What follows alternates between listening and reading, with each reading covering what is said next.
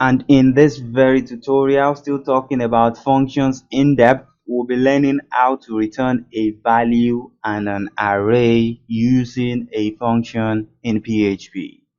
No much talking, it's more of practical in this video. And this code right here will take care of that for us. So I want to create a function, and I'm going to call the function tell me. Tell me what? I just want this function to tell me my name and tell me I love PHP. That's all. This means that I'll be telling this function to collect a parameter name. Aside from that, let's get to action. So what will this function do? Simple. I'm going to ask this function to return the following statement. And what's the statement? It's simply hello. You gotta spell that right. Hello name. You love PHP. And that is all. So if I save this, I could just come here and call my function tell me. Okay, so I'll close this here.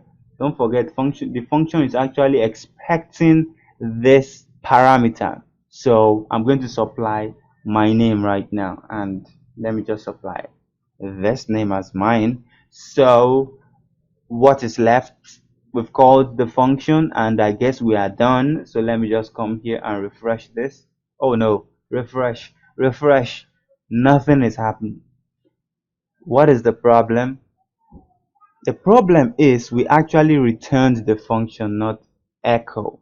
So you see that? So let us just take that back. What if we actually want to print it out? What are we going to do? All we need to do is just come in front of tell me and say echo. If we save this and we refresh this, you notice it comes out just nicely. So another effective solution to this is to create a variable and set it to the calling of the function, then echo the variable. I guess that should be easy enough, eh? So echo this variable and refresh this, and you notice everything looks just fine. So this is how to return just one value.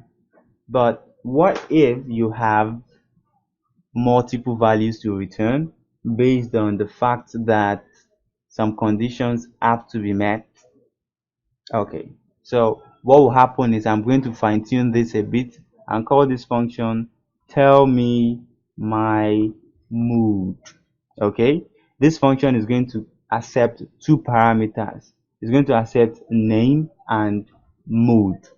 So I'll just come in here and start a if statement. Please just watch this and watch this closely. So I'll say if what?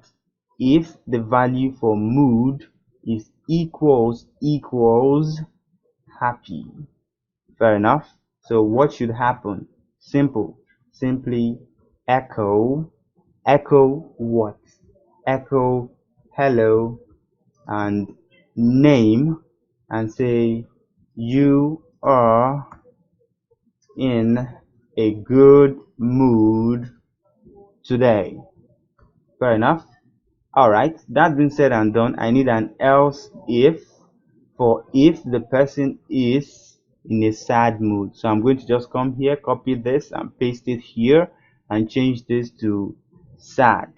So what should happen? Everything specified here. All I'll just do is come here and copy this. I'm feeling really lazy today, so I'll paste this here and say hello, the person's name, you are in a terrible mood today. And of course I would not forget my else block, and just right here I'm going to just come here and copy this again and paste it here and say hello name, you are in a, let me say, moodless mood today. I don't know what that means, so I'll just save this quite alright. Remember, this is the new name for the function. So when you are calling the function, this is actually the function we are calling. Now we supplied the name. What is left for us to supply is the person's mood. So I want to supply happy, for example. Save this. Okay, then refresh this and we get a pass error. Why? Because nobody told me that my end of statements were not present. So this is how to take care of this kind of bugs. So if I save this and refresh this, everything comes out just nicely. Why? Because I supplied happy here to say you are in a good mood today. If I change this to sad, for example, and I save this and refresh this, it says you are in a terrible mood today. What if I change this to joy? This is not within happy or sad. What are we going to get? You guessed it right. We are going to get you are in a moodless mood today. So if you actually want to create something for joy, you could just come here and create another else if for it. Or another effective alternative is to come here and make these two conditions just like this. So I'll just do this. I'll copy this, then create a space, say or, and then paste this, say this is joy. So what I'm saying here is if the mood equals happy or the mood equals joy, so whichever of the two, simply say hello name, you're in a good mood today. So this is already joy, so I will save this, refresh this, and it says you are in a good mood today. I just had to use this to quickly illustrate or, because I don't think we've used it at all in this tutorial series. Notice that what is actually happening here is that we are echoing. This is not actually what we want to do. We actually want to demonstrate return. Yes, we want to demonstrate the use of return in a function. So I'm going to change this all to return. I save this and I refresh this, and you notice that everything works exactly the same.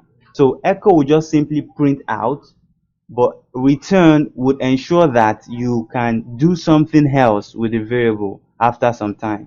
So with return, if I should decide to comment out this echo, save this and refresh this, you notice that nothing happens. So this is very important.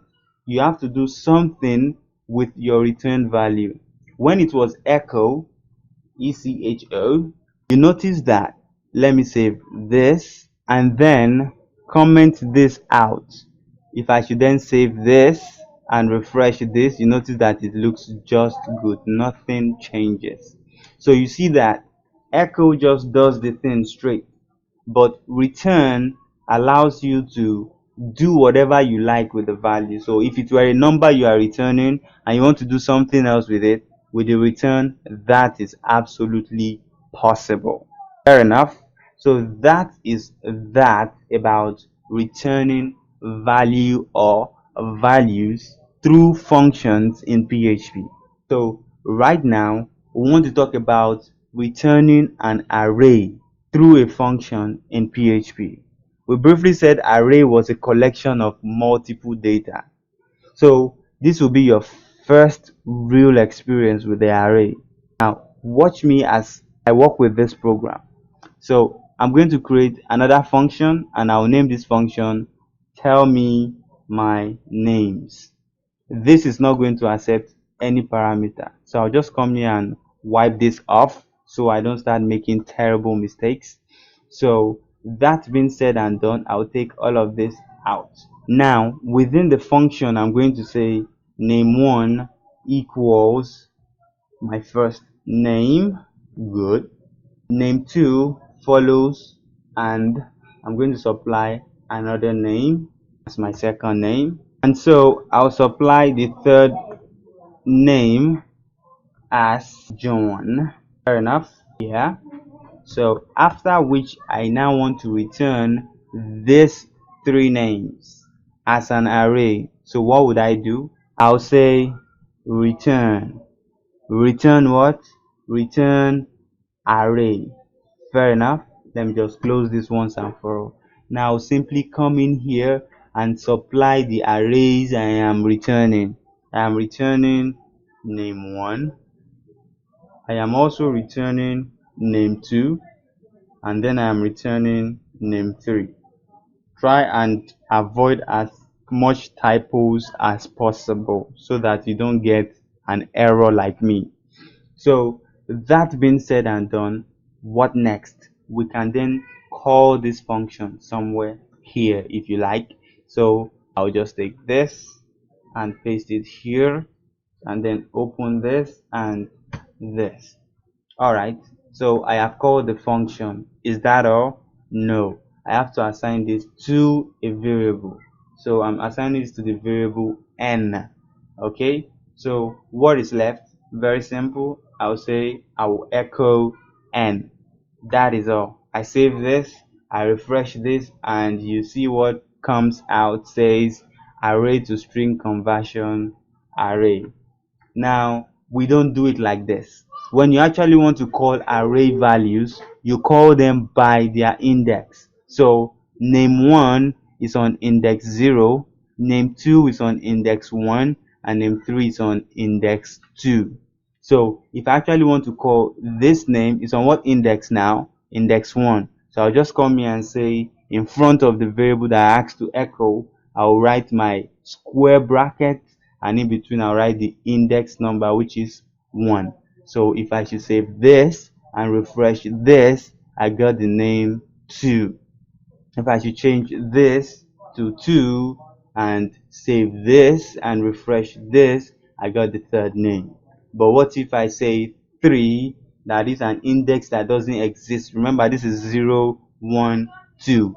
There is no index 3 right now. So if I should save this and refresh this here, I get an error. It says undefined offset 3. It does not exist.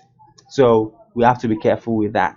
So this is simply how to return an array in PHP. We are trying to stick with the basics as much as possible. I know this might be a little overwhelming, but just take a look at this video one more time, and if you don't still get it, still look at it one more time, and still look at it one more time till you get it. So at this point, we are moving on to the next thing we want to learn about functions in PHP, which is passing by reference and returning a global variable. I'll see you in the next video.